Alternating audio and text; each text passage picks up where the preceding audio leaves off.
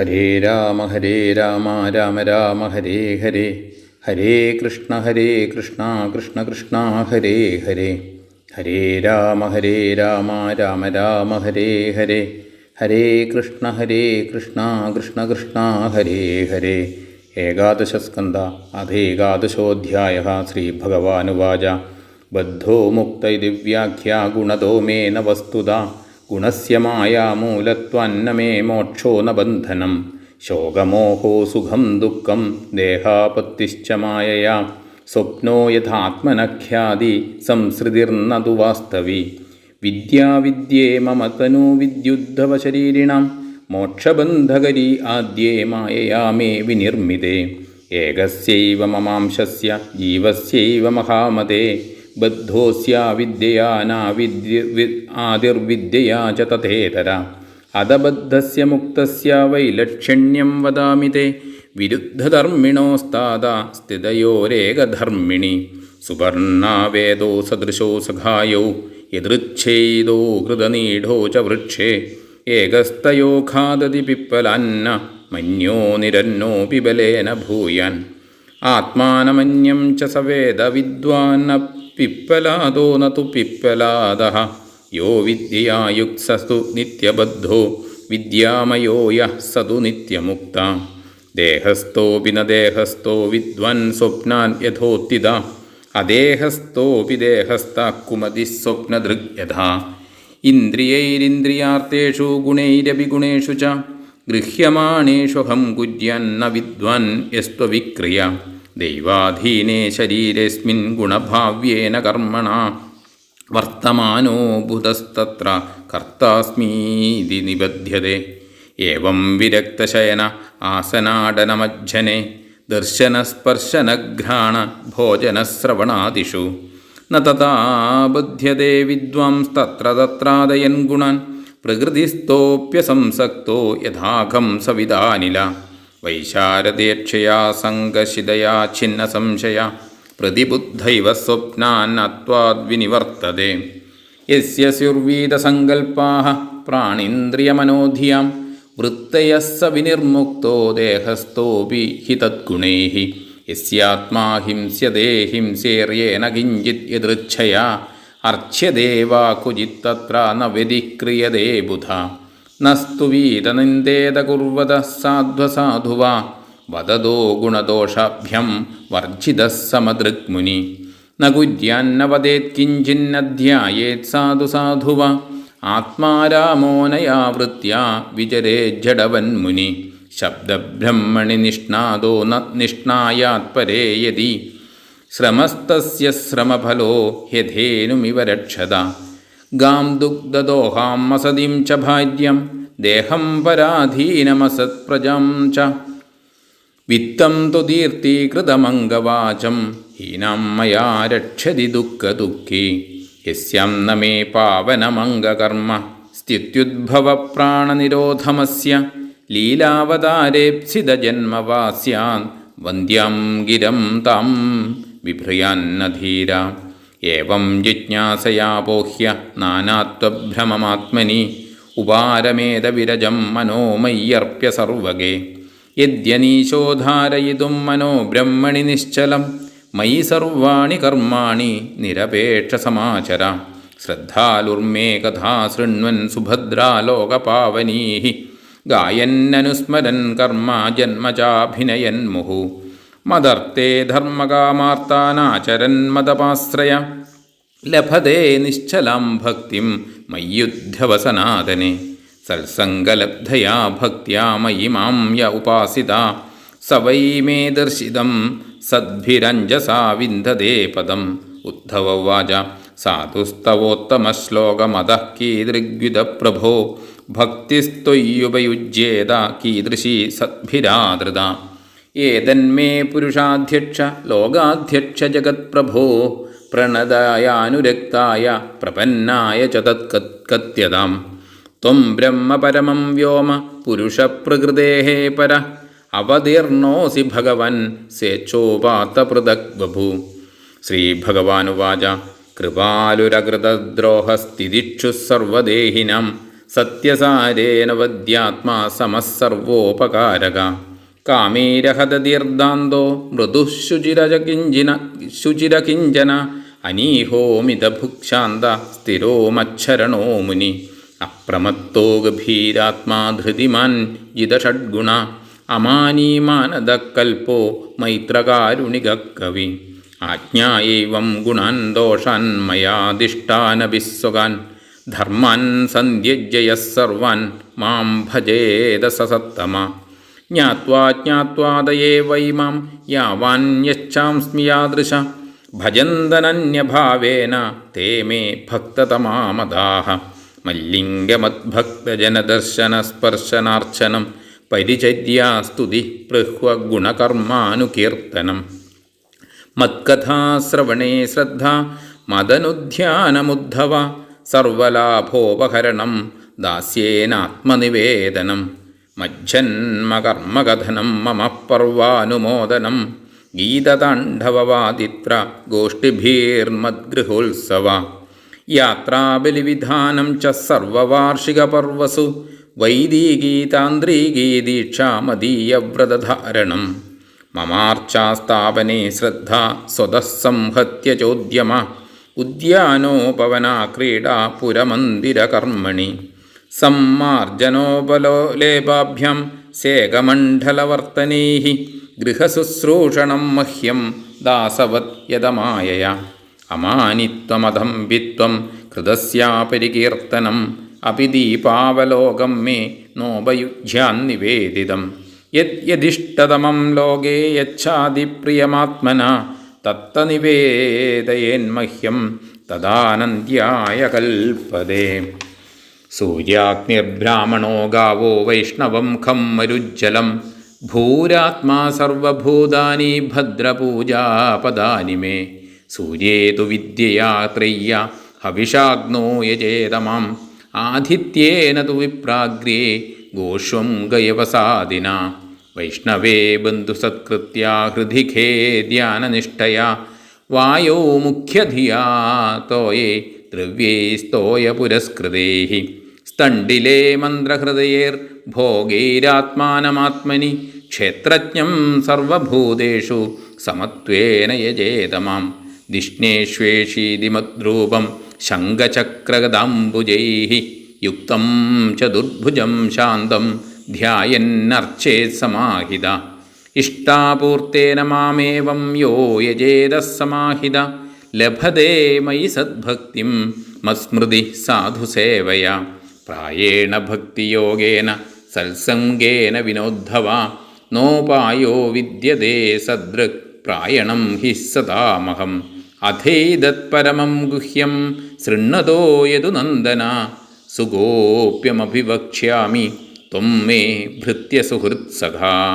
ഹരി ഓം തത്സേ. ശ്രീമദ്ഭാഗവതേ മഹാപുരാണേ പാരമംസ്യാം സംഹിതായാം ഏകാദശസ്കന്ധേ ഏകാദശോऽധ്യായ സർവത്ര ഗോവിന്ദനാമസങ്കീർത്തനം. ഗോവിന്ദ ഗോവിന്ദ.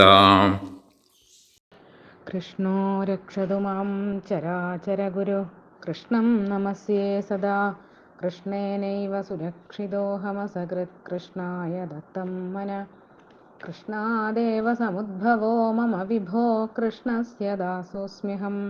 കൃഷ്ണേ ഭക്തിരജഞ്ജലാസ്തു ഭഗവൻ. ഹേ കൃഷ്ണ തുഭ്യം നമാം. പീതാംബരങ്കരവിരാജിതശംഖചക്രകൗമോദഗീ സരസിജം കരുണാസമുദ്രം രാധാസഹായമതിസുന്ദരമന്ദഹാസം വാതാലയേശമനിശം ഹൃദി ഭാവയാമി. ശ്രീഗുരുവായൂരപ്പാ ശരണം. ഗുരുർബ്രഹ്മാ ഗുരുർവിഷ്ണു ഗുരുർദേവോ മഹേശ്വര. ഗുരു സാക്ഷാത് പരബ്രഹ്മ തസ്മൈ ശ്രീ ഗുരവേ നമഃ. ഓം നമോ ഭഗവതേ വാസുദേവായ. ഏകാദശസ്കന്ധം 11-ാമത്തെ അധ്യായത്തിൽ ബദ്ധമുക്തന്മാരുടെ ലക്ഷണവും ഭക്തിയുടെ ലക്ഷണവും വർണ്ണിക്കുന്നു. ഭഗവാൻ പറയണു, ആത്മാവ് ബദ്ധനാകുന്നതും മുക്തനാകുന്നതും എൻ്റെ മായാഗുണങ്ങളാകുന്ന ഉപാധി കൊണ്ടാണ്. വാസ്തവത്തിൽ ബദ്ധനോ മുക്തനോ അല്ല. ഗുണങ്ങൾ തന്നെ മായാമയം ആയതുകൊണ്ട് ആത്മാവിന് തന്നിമിത്തമായിട്ടുള്ള ബന്ധമോ മോക്ഷമോ വാസ്തവമായിട്ട് വരില്ല. ഇതാണ് ശാസ്ത്രയോനിയായ എൻ്റെ തീരുമാനം. ബദ്ധനെന്നും മുക്തനെന്നുമുള്ള വ്യവഹാരം എൻ്റെ മായാഗുണങ്ങളാലാണ്, വാസ്തവമല്ല. കാരണഗുണങ്ങൾ മായാമയമായതുകൊണ്ട് കാര്യപ്രപഞ്ചവും മായ തന്നെ എന്ന് പറയണു. അതുകൊണ്ട് ശോകമോഹങ്ങളും സുഖദുഃഖങ്ങളും ശരീരപ്രാപ്തിയും എല്ലാം അജ്ഞാനം കൊണ്ട് വരുന്നതാണ്. സ്വപ്നവും സംസാരവും ഒക്കെ മനകൽപ്പിതാണ്, വാസ്തവല്ല. ഹേ ഉദ്ധവ, ജീവരാശിക്ക് മോക്ഷത്തെയും ബന്ധത്തെയും കൊടുക്കുന്ന വിദ്യാവിദ്യകൾ എൻ്റെ മായയാൽ നിർമ്മിക്കപ്പെട്ടവയും എൻ്റെ ശക്തികളുമാകുന്നു. എൻ്റെ അംശഭൂതനും ഉപാധി പ്രതിബിംബിതനുമായിട്ടുള്ള ഒരേ ഒരു ജീവന് തന്നെയാണ് അനാദ്യ അജ്ഞാനത്താൽ ബന്ധവും മുക്തിയും തോന്നണത്. ഉപാധി ധർമ്മങ്ങൾ പ്രതിബിംബത്തിലേ തോന്നുള്ളൂ, ബിംബത്തിൽ തോന്നില്ല. ചന്ദ്രൻ ജലത്തിൽ പ്രതിബിംബിക്കണ സമയത്ത് ജലത്തിൽ ചലനം ഉണ്ടാകുമ്പോൾ അത് പ്രതിബിംബത്തിൽ മാത്രമേ തോന്നുന്നുള്ളൂ, ചന്ദ്രനിൽ തോന്നുന്നില്ല. അതേപോലെ ബിംബഭൂതനായിട്ടുള്ള പരമാത്മാവിൽ ഒരു അനർത്ഥവും വരില്ല. ശോകം, ആനന്ദം മുതലായിട്ടുള്ള വിരുദ്ധ ധർമ്മങ്ങളോട് കൂടിയവരും ഒരേ ശരീരത്തിൽ തന്നെ വർത്തിക്കുന്നവരും യഥാക്രമം ബദ്ധമുക്തന്മാരുമായിട്ടുള്ള ജീവേശ്വരന്മാരുടെ വ്യത്യാസത്തെ പറ്റിയിട്ട് ഞാൻ അങ്ങേക്ക് പറഞ്ഞു തരാം. ചിദ്രൂപരായതുകൊണ്ട് സമാനന്മാരും സർവദാ ഒന്നിച്ചിരിക്കുന്നത് കൊണ്ട് സഖാക്കളുമായിട്ടുള്ള ഈ ജീവേശ്വരന്മാരാകുന്ന പക്ഷികൾ ഒരേ ഒരു വൃക്ഷത്തിൽ കൂടുകെട്ടി താമസിക്കുന്നു. അതിൽ ജീവനാകുന്ന ഒരു പക്ഷി ആ വൃക്ഷത്തിലെ പഴങ്ങൾ അനുഭവിക്കുന്നു. ഈശ്വരനാകുന്ന മറ്റേ പക്ഷി അത് കഴിക്കുന്നില്ലെങ്കിലും ആത്മാനന്ദത്താൽ തൃപ്തനായിട്ട് അധികം ബലപൂർണനായി ശോഭിക്കുന്നു. സർവജ്ഞനും അഭോക്താവുമായിട്ടുള്ള ഈശ്വരൻ സ്വസ്വരൂപത്തെയും മറ്റുള്ളതിനെയും എല്ലാം അറിയണു. ഭോക്താവായിട്ടുള്ള ജീവനാവട്ടെ ഒന്നും അറിയുന്നില്ല. അനാദ്യ അജ്ഞാനമുള്ള ജീവൻ നിത്യബദ്ധനും അജ്ഞാനബന്ധമില്ലാത്ത ഈശ്വരൻ നിത്യമുക്തനും ആവുന്നു. മായാവിയെ മായ മോഹിപ്പിക്കുന്നില്ലല്ലോ. ആവരണമില്ലാത്ത ചൈതന്യസ്വരൂപനായതുകൊണ്ട് ഈശ്വരന് മോഹം വരില്ല. ജീവന് അജ്ഞാനാവരണം ഉള്ളതുകൊണ്ട് വ്യാവഹാരിക ദശയിൽ മോഹം വരുന്നു. ജ്ഞാനി സ്വപ്നത്തിൽ നിന്ന് ഉണർന്നവൻ സ്വപ്നദേഹത്തിൽ അഭിമാനിക്കാത്തതുപോലെ പ്രാരബ്ധശേഷ സംസ്കാരത്തിൽ ശരീര അഭിമാനം ഉണ്ടായാലും അതിലെ അഭിമാനിക്കുകയോ സുഖദുഃഖാദികൾ അനുഭവിക്കുന്നതായിട്ട് കരുതുകയോ ചെയ്യുന്നില്ല. എന്നാൽ അജ്ഞനോ വാസ്തവത്തിലെ ദേഹബന്ധമില്ലെങ്കിലും ഉറങ്ങുന്നവനെ പോലെ അതാത് ദേഹങ്ങളിലെ അഭിമാനിക്കുകയും ദേഹധർമ്മങ്ങൾ അനുഭവിക്കുകയും ചെയ്യണു. ജ്ഞാനിയായിട്ടുള്ള ആൾക്കാർ നിർവികാരനായതുകൊണ്ട് ഇന്ദ്രിയാർത്ഥങ്ങളായ വിഷയങ്ങൾ അനുഭവിക്കുമ്പോഴും ഞാനാണ് ചെയ്യണത് എന്ന് അഹങ്കരിക്കണില്ല. എന്നാൽ അജ്ഞനാകട്ടെ പൂർവ കർമ്മഫലമായിട്ടുള്ള ശരീരത്തിൽ ശക്തിയോടുകൂടി ഇരുന്ന് ഇന്ദ്രിയങ്ങളാൽ ചെയ്യപ്പെടുന്ന കർമ്മത്താൽ ഞാൻ തന്നെ കർത്താവ് എന്നിങ്ങനെ ബദ്ധനായിട്ട് തീരണു. ഇങ്ങനെ ആത്മസ്വരൂപം അറിഞ്ഞിട്ടുള്ള ജ്ഞാനി സർവത്തിൽ നിന്നും വിരക്തനായിട്ട് കിടക്കുക, ഇരിക്കുക, നടക്കുക, കുളിക്കുക, തൊടുക, ഉണ്ണുക ഈ കർമ്മങ്ങളിലൊക്കെ അതാത് ഇന്ദ്രിയങ്ങളെ പ്രവർത്തിപ്പിക്കുന്നുണ്ടെങ്കിലും അതിന് സാക്ഷിയായിട്ട് സ്ഥിതി ചെയ്യണു. അതിൽ ബന്ധിക്കപ്പെടുന്നില്ല. ആകാശം സർവത്ര ഇരുന്നാലും ഒന്നിലും ബന്ധിക്കപ്പെടാത്തതുപോലെയും സൂര്യൻ ജലത്തിൽ പ്രതിബിംബിച്ചാലും ജലത്തിൻ്റെ ചലനാദികളിൽ ബന്ധിക്കപ്പെടാത്തതുപോലെയും വായു സർവത്ര സഞ്ചരിച്ചാലും ഒന്നിലും ശക്തമാവാത്തതുപോലെയും ജ്ഞാനി ശരീരാദികളിലിരുന്നാലും അവയിൽ ബന്ധിക്കപ്പെടുന്നില്ല. ജ്ഞാനി വൈരാഗ്യത്താൽ മൂർച്ച കൂട്ടപ്പെട്ടതും സമർത്ഥവുമായ ജ്ഞാനഖഡ്ഗത്താൽ സർവസംശയങ്ങളെയും ഛേദിച്ച് സ്വപ്നത്തിൽ നിന്നും ഉണർന്നവൻ സ്വപ്നപദാർത്ഥങ്ങളിലെന്ന പോലെ ദ്വൈതപ്രപഞ്ചത്തിൽ നിന്നും നിവർത്തിക്കുന്നു. യാതൊരാളുടെ പ്രാണങ്ങൾ, ഇന്ദ്രിയങ്ങൾ, മനസ്സ്, ബുദ്ധി എന്നിവയുടെ വൃത്തികളെല്ലാം സങ്കല്പശൂന്യങ്ങളാണോ ആ ജ്ഞാനി ശരീരത്തിലിരുന്നാലും ശരീര ഗുണങ്ങളാൽ ബദ്ധനല്ല, അതിൽ നിന്നും മുക്തനാകുന്നു. ഇതുവരെ ബദ്ധമുക്തന്മാരുടെ അവരവർക്ക് മാത്രം അറിയാൻ കഴിയുന്ന ലക്ഷണമാണ് പറഞ്ഞത്. ഇനി മറ്റുള്ളവർക്ക് അറിയാൻ കഴിയുന്ന ലക്ഷണമാണ് 3 ശ്ലോകം കൊണ്ട് പറയുന്നത്. ജ്ഞാനിയായിട്ടുള്ള ഒരാളെ ആരെങ്കിലും പീഡിപ്പിക്കുകയോ അതല്ല യാദൃച്ഛികമായ ആരെങ്കിലും ആരാധിക്കുകയോ ചെയ്താലും ഈ രണ്ടവസ്ഥയിലും അദ്ദേഹം ഒരു വികാരത്തിനും അടിമപ്പെടുന്നില്ല. നന്മ തിന്മകളെ ചെയ്യുകയോ പറയുകയോ ചെയ്യുന്നവരെ യഥാക്രമം സ്തുതിക്കുകയോ നിന്ദിക്കുകയോ ചെയ്യരുത്. ഗുണദോഷങ്ങളിൽ നിന്ന് അതീതനായി സമദർശിയായ അദ്ദേഹമാണ് മുക്തനായിട്ടുള്ള മുനി. ഒന്നും ശക്തിപൂർവം പറയുകയോ ചെയ്യുകയോ ഇല്ല. നല്ലതോ ചീത്തയോ ചിന്തിക്കില്ല. ആത്മാരാമനായിട്ട് ഒരു ജഡനെ പോലെ സഞ്ചരിക്കുന്നു. സാധനയിൽ തീരെ ശ്രദ്ധയില്ലാത്ത വെറും പണ്ഡിതന്മാരെ ഭഗവാൻ നിന്ദിക്കുകയാണ്. ശാസ്ത്രങ്ങളിലെ പണ്ഡിതനായിട്ടും സാധനകൾ വഴി പരബ്രഹ്മത്തെ അറിഞ്ഞില്ലെങ്കിൽ അവൻ്റെ ശ്രമമൊക്കെ ക്ലേശേകഫലമാകുന്നു. ഹേ ഉദ്ധവ, കറവ് പറ്റിയ പയ്യനെയും കുലടയായ ഭാര്യയെയും പരാധീനമായി തീർന്ന ശരീരത്തെയും ഇഹപരലോകങ്ങളിൽ ഉപകരിക്കാത്ത ദുഷ്പുത്രനെയും സൽപാത്രത്തിൽ അർപ്പിക്കാത്ത ധനത്തെയും സഗുണനോ നിർഗുണനോ ആയ എന്നോടുകൂടാത്ത വാക്കിനെയും വെച്ചുകൊണ്ടിരിക്കുന്നവൻ ദുഃഖം തന്നെ പ്രാപിക്കും. ഹേ ഉദ്ധവ, എൻ്റെ പരിശുദ്ധ കർമ്മമോ ലീലാവതാരങ്ങളോ ഉൾപ്പെടുന്ന ഏതെങ്കിലും ഉൾപ്പെടാത്ത ഏതെങ്കിലും വാക്ക് ധീരനായിട്ടുള്ള വിവേകി ഉച്ചരിക്കരുത്. ഇങ്ങനെ ആത്മവിചാരത്താൽ ആത്മാവിലുള്ള നാനാത്വ ഭ്രമത്തെ നിരസിച്ച് നിർമ്മലമായ മനസ്സിനെ സർവവ്യാപകനായ എന്നിൽ സമർപ്പിച്ച് എല്ലാത്തിൽ നിന്നും ഉപരമിക്കണം. മനസ്സിനെ സർവവ്യാപകനായ എന്നിൽ ഏകാഗ്രമാക്കുവാൻ കഴിയുന്നില്ലെങ്കിൽ എല്ലാ കർമ്മങ്ങളും അനാസക്തനായിട്ട് എന്നിൽ അർപ്പിച്ച് ചെയ്യുക.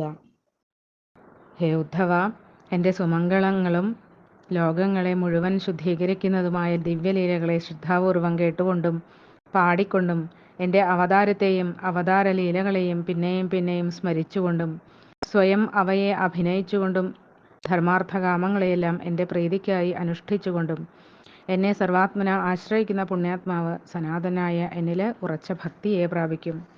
സത്സംഗം കൊണ്ട് സിദ്ധിച്ച എന്നിലുള്ള ഭക്തി കൊണ്ട് ആരാണോ എന്നെ നിരന്തരം ഉപാസന ചെയ്യണത്, ആ പുണ്യാത്മാവ് എൻ്റെ സ്വരൂപത്തെ പ്രാപിക്കുന്നു. അപ്പോൾ ഉദ്ധവർ ചോദിക്കുകയാണ്, എങ്ങനെയുള്ള സാധുവാണ് അവിടത്തേക്ക് സമ്മതനായിട്ടുള്ളത്? എങ്ങനെയുള്ള ഭക്തിയാണ് അവിടത്തേക്ക് പ്രീതി ഉണ്ടാക്കുന്നത്? ശ്രീ നാരദാദി ഭക്തന്മാരാൽ ആദരിക്കപ്പെട്ടതൊക്കെ ഏതു തരത്തിലുള്ള ഭക്തിയാണ്? ഹേ സർവേശ്വര, സർവാരാധ്യ, അവിടുത്തെ ആശ്രയിച്ച എനിക്ക് ഇതൊക്കെ പറഞ്ഞു തരണം. അങ്ങ് പരബ്രഹ്മവും പ്രകൃതിയിൽ നിന്ന് അതീതനുമാണ്. അവിടുന്ന് സ്വേച്ഛയാ ദിവ്യമംഗള വിഗ്രഹം സ്വീകരിച്ച് അവതരിച്ചിരിക്കുകയാണ്. അപ്പോൾ ഭഗവാൻ സജ്ജന ലക്ഷണത്തെ പറ്റി പറയാണ്. സജ്ജനം പരദുഃഖം കാണാൻ കഴിയാത്തവനും ഒരു പ്രാണിയെയും ദ്രോഹിക്കാത്തവനും സഹനശീലനും സത്യമാകുന്ന ബലത്തോടു കൂടിയവനും അസൂയാദിദോഷരഹിതനും സുഖദുഃഖാദികളിൽ സമനും യഥാശക്തി സർവർക്കും ഉപകാരം ചെയ്യുന്നവനുമാകുന്നു. വിഷയങ്ങളാൽ അക്ഷോഭ്യനും ഇന്ദ്രിയങ്ങളെ നിയന്ത്രിച്ചവനും മൃദുചിത്തനും പരിശുദ്ധനും ഒന്നിലും മമത്വമില്ലാത്തവനും കാമ്യകർമ്മരഹിതനും മിതമായി മാത്രം ഭക്ഷിക്കുന്നവനും ശാന്തനും സ്വധർമ്മനിഷ്ഠനും സർവാത്മന എന്നെ ശരണം പ്രാപിച്ചവനും നിരന്തരം എന്നെ സ്മരിക്കുന്നവനുമാകുന്നു. സജ്ജനം പ്രമാദമില്ലാത്തവനും നിർവികാരനും ആപത്തിലും കാർപ്പണ്യം കൂടാതെ ധീരതയോടുകൂടി വർത്തിക്കുന്നവനും വിശപ്പ്, ദാഹം, ശോകമോഹങ്ങൾ, ജരാമൃത്യുക്കൾ എന്നിവയെ ജയിച്ചവനും മറ്റുള്ളവരെ മാനിക്കുന്നവനും ആരെയും വഞ്ചിക്കാത്തവനും കരുണയാൽ തന്നെ പ്രവർത്തിക്കുന്നവനും ജ്ഞാനിയുമായിട്ട് ഭവിക്കുന്നു. അജ്ഞാനത്താലോ നാസ്തിക്യത്താലോ സ്വധർമ്മം